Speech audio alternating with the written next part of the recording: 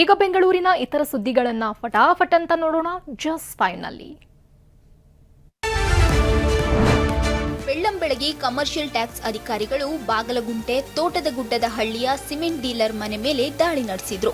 7 ಕಾರುಗಳಲ್ಲಿ ಬಂದ 25ಕ್ಕೂ ಹೆಚ್ಚು ಅಧಿಕಾರಿಗಳ ತಂಡ ಶಿವಕುಮಾರ್ ಸ್ವಾಮೀಜಿ ಲೇಔಟ್ನ ಪ್ರತಾಪ್ ಎಂಬವರ ಮನೆಯಲ್ಲಿ ಪರಿಶೀಲನೆ ನಡೆಸಿದೆ.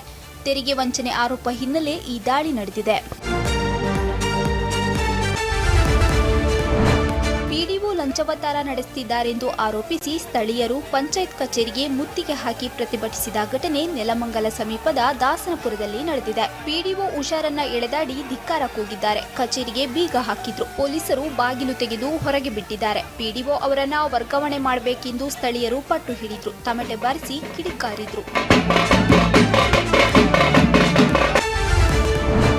ಬೈಯಪ್ಪನಹಳ್ಳಿಯಲ್ಲಿದ್ದ ಸರ್ಕಾರಿ ಸ್ವಾಮ್ಯದ ಎನ್ಜಿಇಎಫ್ ಕಾರ್ಖಾನೆಯ 65 ಎಕರೆ ಜಾಗದಲ್ಲಿ ವೃಕ್ಷೋದ್ಯಾನ ನಿರ್ಮಿಸಲು ನಿರ್ಧರಿಸಲಾಗಿದೆ. ಇಂದು ಸಚಿವ ಎಂಬಿ ಪಾಟೀಲ್ ಎನ್ಜಿಇಎಫ್ ಆವರಣಕ್ಕೆ ಭೇಟಿ ನೀಡಿ ವೃಕ್ಷೋದ್ಯಾನದ ಕಾಮಗಾರಿಗಳನ್ನು ಪರಿಶೀಲಿಸಿದ್ರು. ಬಳಿಕ ಮಾತನಾಡಿ ಮಾರ್ಚ್ ತಿಂಗಳಲ್ಲಿ ಮೊದಲ ಹಂತವನ್ನ ಸಾರ್ವಜನಿಕರ ಬಳಕೆಗೆ ಮುಕ್ತಗೊಳಿಸಲಾಗುವುದು ಅಂತ ಹೇಳಿದ್ರು. 60+ ಏಕರ್ಸ್ ಇಲ್ಲಿ ಬಹಳ ಸುಂದರವಾದಂಥ ಮರಗಳಿದ್ದಾವೆ.